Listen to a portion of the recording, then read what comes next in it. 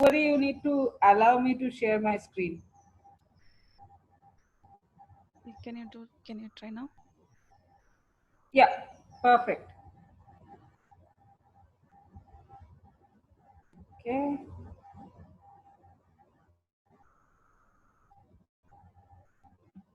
Okay, so we had already gone there. Okay, now 4 by 7. So 7 parts and 4 of that. So that's 4 by 7, which is now getting. So we got 2/3 of uh, 4 by 7. Okay. So we can see both the products on either side. Now let's take a look at this. So this is 2/3 times 4 by 7. Let's focus on just the shaded portion. Rotate. Now extend the whole. Okay. And now after rotation, it is actually 4 by 7 times 2/3. So same idea of rotation, okay, but it gets a bit nuanced here because of the hole. Okay, so there we go. Now with multiplication with negative numbers, now we kind of do something different. What we will do is we will first establish this positive negative combinations, okay, and then we are going to use proof, no visualization, etc. The visualization will be just to get those positive negative aspects, and then it will be proof. Okay, so you have already seen this. So that's 4 times negative 3. Okay, and note that it is just a mirror reflection of 4 times 3. So 4 times, so there is reflective symmetry. You can see these two triangles that are formed by this slant line, the light blue number line, and the darker blue vertical number line. And you can see these two triangles kind of are mirror reflections of each other. So this 4 times negative 3 is nothing but negative of 4 times 3.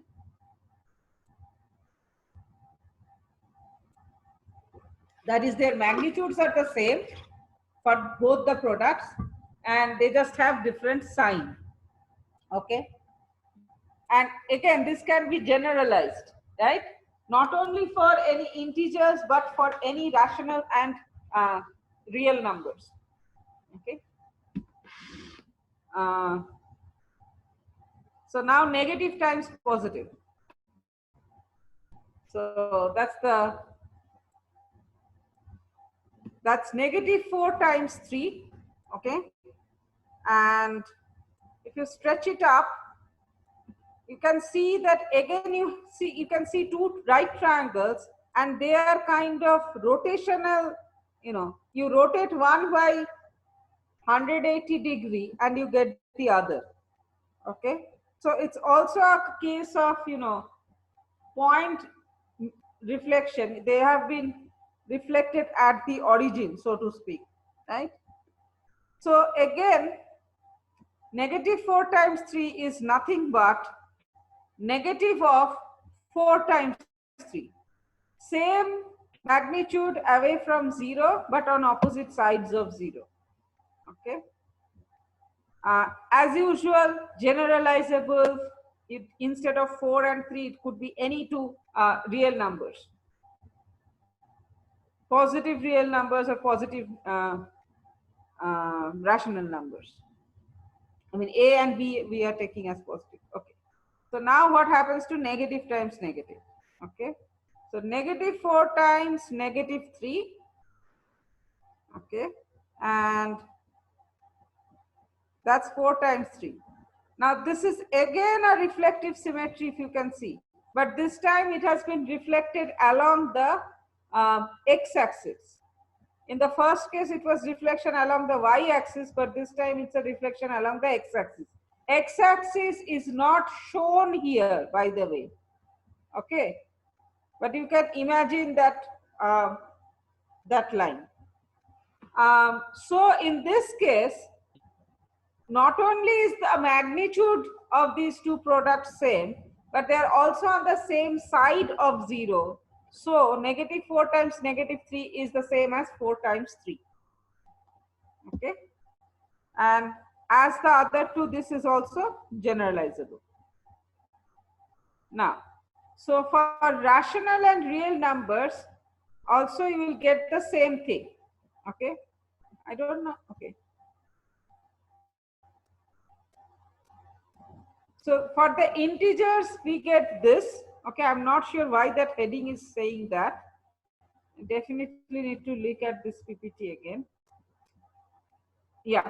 So similar result can be obtained for rational numbers on a larger grid. You need to use a chart paper or something, or a graph sheet will be able to give you something, not all possible, not a whole lot of denominators, but you can deal with it with decimals to an extent. And when it comes to real numbers, that's where the GeoGebra thing is important. Okay. So these are three results which we are going to use. These are three results we have established. Okay. So when it is whole numbers, we will use, for integers, we will use M and A. For rational and real numbers, we will use A and B. That's it. Okay. For integers, these three things can also be established by extending the tables, and that is done beautifully in the NCERT textbook class 7 integer chapters. Okay, and that can be, that extension of tables works because again of the discreteness. But when it comes to reals and rationals, I don't know how to get the similar results except for this model. Okay, that's why, I feel it is important. Okay, now let's get to the proof. Okay, so these are established results. Okay, and we already know that m times n is equal to n times n. Okay, we have already established that. So if you have positive, negative, then you can get the first line by 1, and then using the commutativity of the whole numbers, you get the second one. Then you again apply 2 to get the last line, and you notice that now we have established commutativity. It's a very short 3-step proof. Okay, and it's logically establishing it. Now if you have negative times negative, so you use 3 to get that it's this. Then by 4, by using the commutativity of whole numbers, you switch them. And then you again apply 3. And you are done. Okay. So not very complicated, but this way, you are pushing the children to abstract out a little bit, get a flavor of, logical arguments which are based on one another. Okay. Usually that's how geometric theorems go. But I mean, the theorems in geometry go, but in numbers also you can give them a flavor of that, this whole logical argument kind of a thing. Okay. So for commutative property of multiplication for rationals and real numbers, it's identical. Okay. So here A, B are, I should not say fraction because that will not include things like pi. So yes, that's another thing that needs to be changed. For any A, B positive, that's what the first line should say. You again have these results which you get from similar exercise on GeoGebra. And you have already, yes.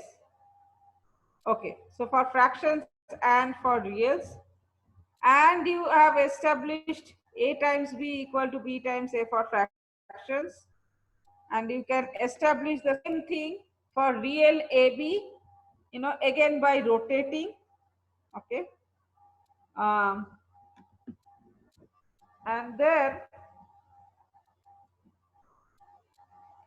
the proof is exactly along the same line. You just replace the M, wherever you see M, you replace it by A.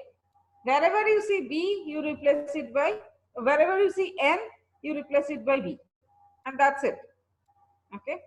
So the only difference is in establishing these three results and this result.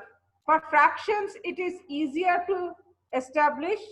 Okay, you can actually draw pictures if necessary.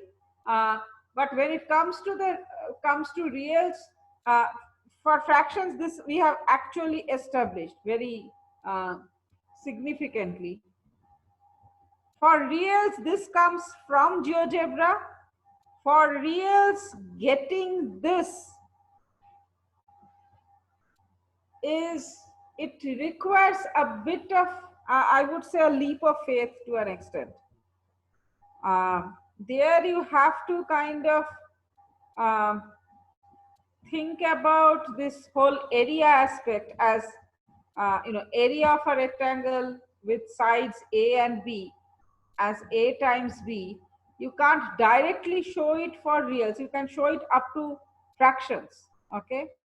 But you can't directly show it for reals. What you can think of is a decimal approximation kind of a thing, okay? I mean, any decimal approximation is essentially a fraction.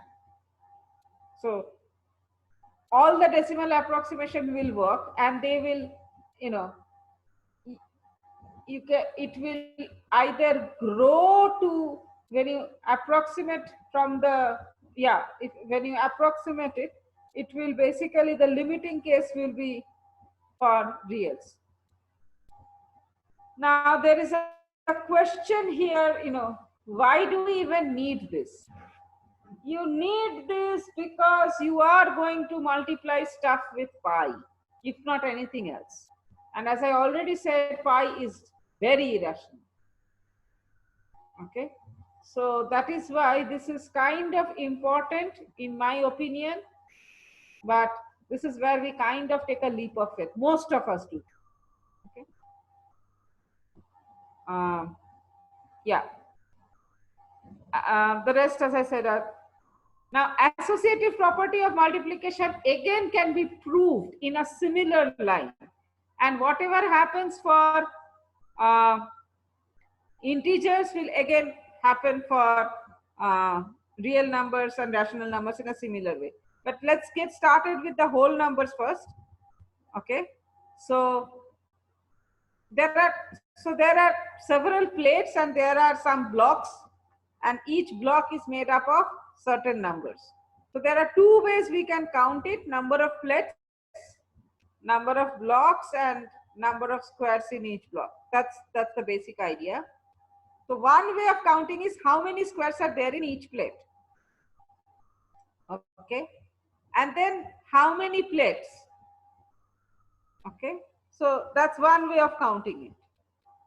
The other way of counting would be, so this is the first way of counting: number of plates times number of squares in each plate, and that gives us one expression. Another way of counting will be how many blocks in all plates.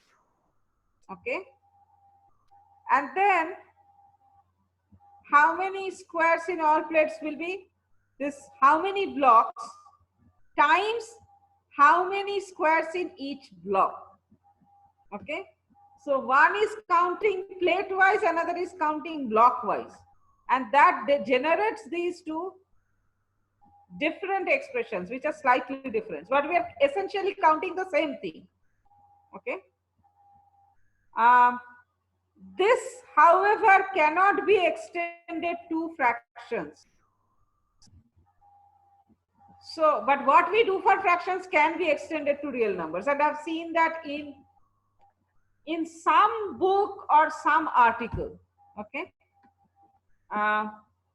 But this is something that I found probably a bit better to start off, Um, just a quick note, this commutativity of multiplication and later distributivity and this associativity, especially the associativity part, I learned from Padmapriya Shirali in her multiplication pullout. Okay, that's one of my most favorite pullouts because it basically planted the seeds to explore what I'm describing to you in the first place. I mean, commutativity, distributivity was okay, understood, etc. Associativity was something that which generated a big aha moment, and also, where we actually use the associative property without realizing we do that. So, and that's what triggered this whole exploration into, okay, so try to explore all these 5 properties for all the different number sets. Okay, so just wanted to acknowledge her. And the work is not done yet. Reals and rationals are painful. Okay. So for, and this is quite complicated. So let's just look at it. So if you have A, B, C, 3 things are getting multiplied. So A is shown around the y-axis, B is shown along the x-axis, and C is shown along the z-axis. That's the height. This is for you to understand. You don't have to use the same language with children. Okay, just to make you uh, help you understand. So A times B is the shaded area of the horizontal cross section, right, along the xy plane, and B times C is the shaded area of the vertical cross section along xz plane. Okay, so it's all going to make sense as we go into the pictures. So these are one of the most complicated pictures I've ever drawn. So that's, again, 4/3 is a improper fraction, right? So you need two wholes. And because we have 3 fractions, we are using getting to the 3 dimension. Okay. And therefore, we have to use the unit cube. We had used square so far, but here we have no choice but to get to the unit cube. I don't know how to create a model of this, but what you can do is, there is something called isometric sketches that is there in the syllabus, at least for CBSE, in class 7, etc. And so when you teach, you can use that on triangular dot sheets to draw these kind of things. There you need to choose your denominators carefully. So for example, if you choose a denominator of 6, then you can have 3 fractions with denominators, let's say 2, 3, and 6. Okay, and you can show them, do these things that way. Okay, or so that way, it can be drawn on dot sheets, the same thing. Okay, and here, I have taken the trouble to ensure that at least one of the 3 fraction is improper.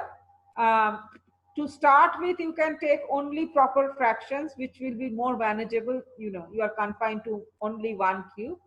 And then you can try to think about, how to represent the whole thing in for if you have 1 improper fraction or more, etc. So those are things for you to explore. And as usual, if you consider the combinations of proper improper, 2 to the power 3, so 8 possibilities, right? So I'm just doing a slightly difficult version. Okay. Okay, so the second fraction is 5/9. So this whole thing is getting split in, 9 parts, and 5 of them are reserved. Okay, so 5 of the, so this is 5/9 of 4/3. Now we have it. Okay, so that's the left hand side. Okay, now the RHS.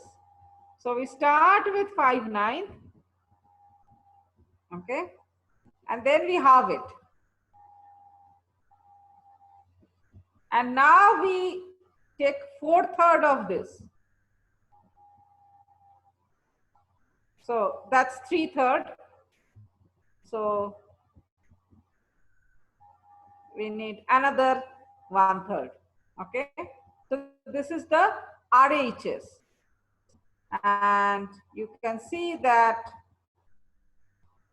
they basically represent the same volume. So they are equal. Okay. Now, so again, generalizable for any three fractions, so to speak. This model can be used for whole numbers with unit cubes. Okay, and I've seen that to be done. But I like those plates and bundles idea a lot. More, it's easier to do. Okay. So associative property of multiplication. Again, proofs using similar ideas.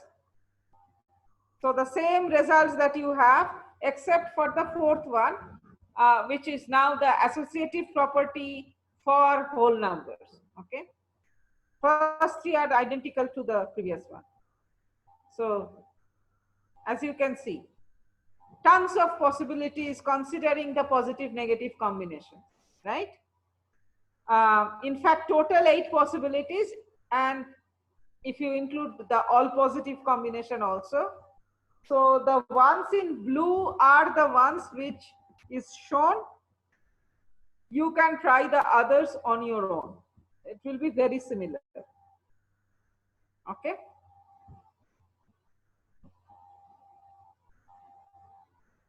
So, so this is by 1, where you have positive times negative becomes negative of a product. Then negative times positive becomes negative of a product. Now you use the associative property. Then you use 1 reverse way, and then you use 2 reverse way, and you realize, okay, we have got what we wanted.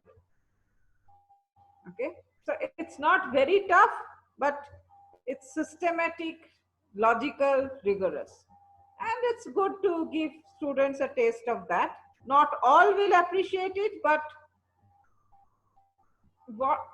there's hardly anything in the world which is appreciated by all.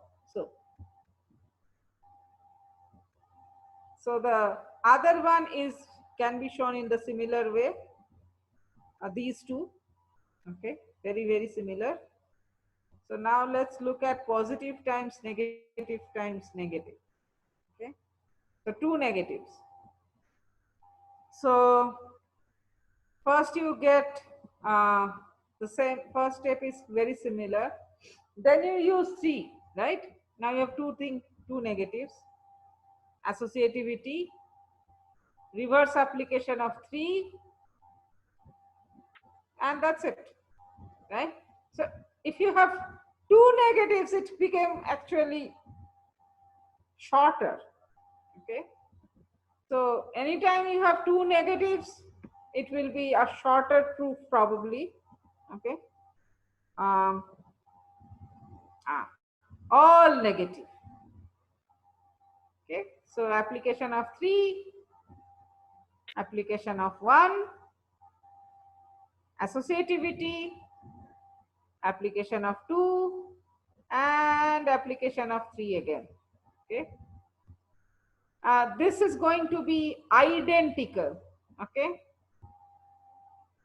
so same 3 as before, and associativity for fractions again establishing for real has, you have to do it as a volume, and it has the same issues that you have for the area thing also. Okay, it is, you do take a leap of faith to an extent, and the proofs are exactly the same. So replace all the m by a, all the n by b, all the p by c. That's it. Okay. Now, after doing this much work, when it came to distributive property multiplication, whole numbers is easy. So, and this is used a lot. Anytime you are doing multi-digit multiplication, at the heart of it is this. Okay.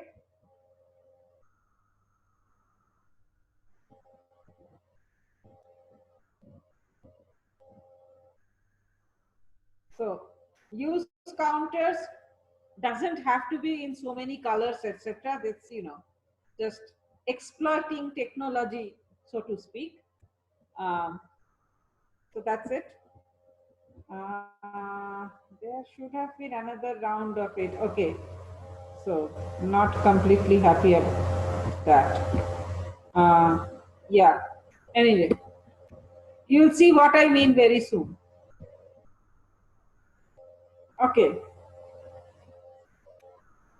So 3/4 times 4/7. Okay. Now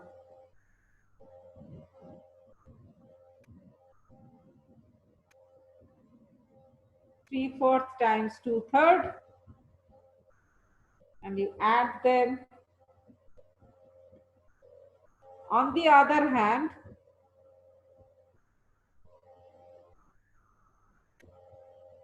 this is 4/7, and this is 2/3. So the total shaded area is 4/7 plus 2/3.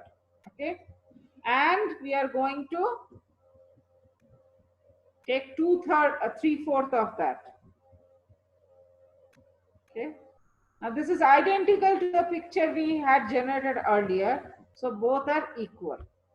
Okay, very similar concept, and you can see the the use of array. It's an extension of what you saw for whole numbers. Now integers. This is where the array with the flip is used, just like it was used in commutativity. Okay, you can't use the array to establish that negative m times n equal to negative m times n. That you can't.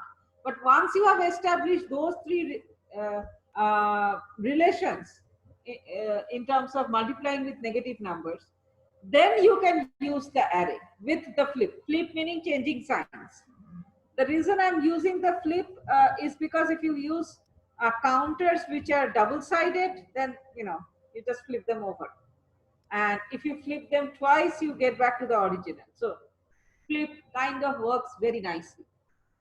Along with negative times negative is positive. So it's good to have double-sided stuff. And I ran into double-sided stuff as an accident. In mathematics, math pedagogy, some accidents are often good. So if you can learn to identify the good experience, good ones, makes it your life more, it makes your life richer. Okay, so 4 times -2 and 4 times 5. So you combine them, remove 0 pairs, that's what you are left with. Okay, that's the sum of the two products. This is what I'm showing in this slide is missing from the whole number slide, and that needs to be added.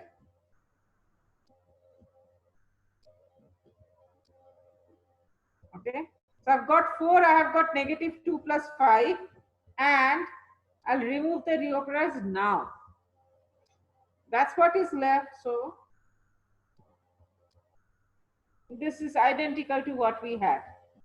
So what is happening here is when we are showing it as a sum of products, you get the two arrays and you add them. But when you want it to show as a product where one of the factor is a sum, you take care of that factor, that border of that array first, and then create the array. Okay, that's how the two are different. Okay, so this is one with uh,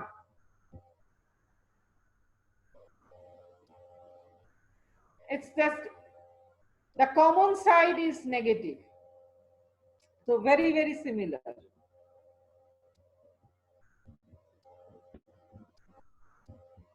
So you can see that here negative times negative is positive has been used, negative times positive equal to negative has been used. So those three results has been used to choose the color of counters you use to fill the array. Okay, so this is where the array with flip comes in. And you remove zero pairs, so this is the resulting array. Okay, and now so we set the borders and we remove the zero pairs from the borders before getting into the array. Okay, and the two are identical. Now this is where I had hit a big roadblock, because when we were dealing with the multiplication, the commutative and associative properties, it was just multiplication. So proof worked, right? But here addition also comes in, and I was literally clueless on how to, combine the, do it only through proof. Maybe it can be done, but frankly, I don't know how to do it yet. Okay. So proof was out. And I couldn't use the array in the same way because rational and real numbers don't have discreteness. So I was really stuck here for some time. And then I thought, well, the only way to generalize will be, the way you generalize to length there, same way here you generalize to area. And that kind of paved the way. So,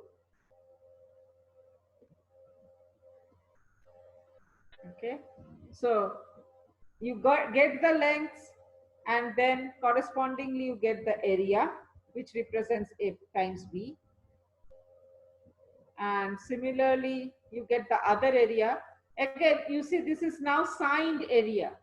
You are again using those that positive times negative generates a negative number. That aspect you are using here.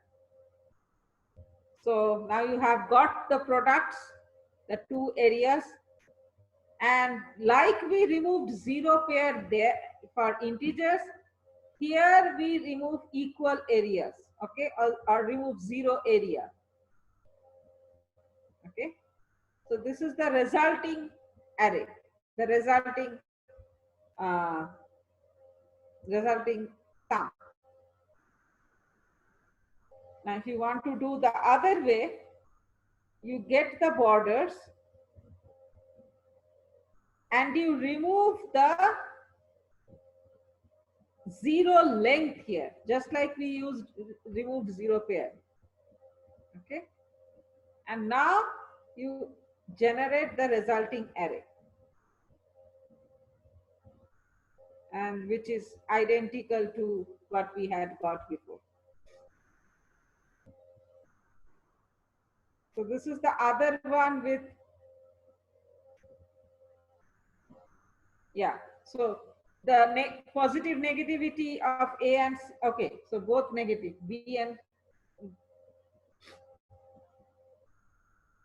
okay, so both areas are negative, so there is no question of removing any zero pair here, a zero area here, so the whole thing is that. Okay. And similarly,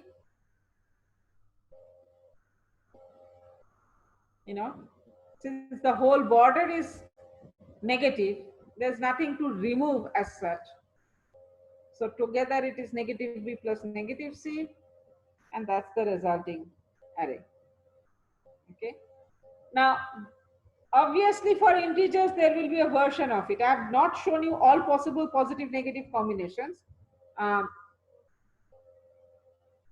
and this is where you have, where the first number is negative.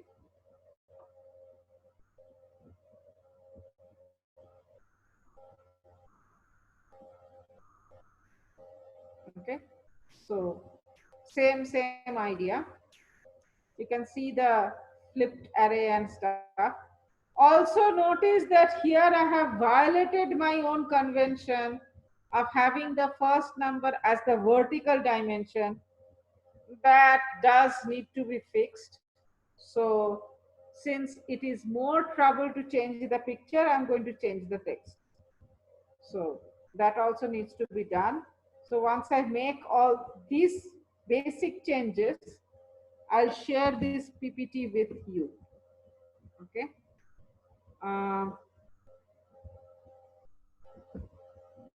So that's all for the properties aspect. Okay. Um, any question?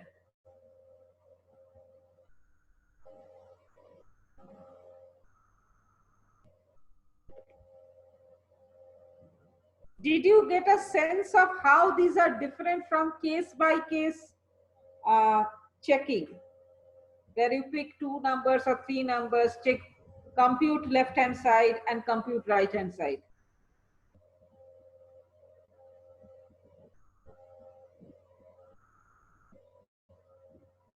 Was that part clear?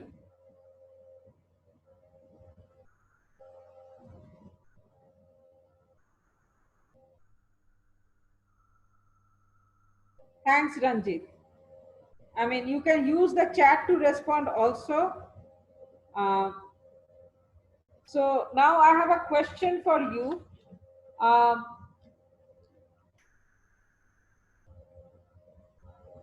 and that is, uh, did you get a chance to look into the countable, uncountable stuff that I had sent?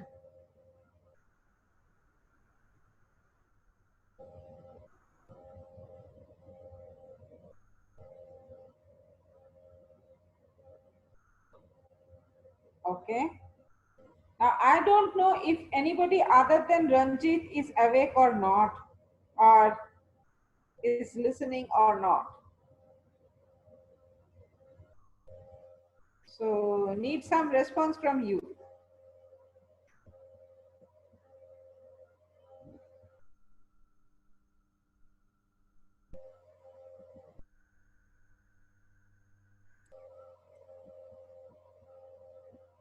Shiva, I saw you unmute, but I couldn't hear anything. No, Swati, I didn't read that part. Louder, please. No, I didn't read. Okay, that's fine. So, please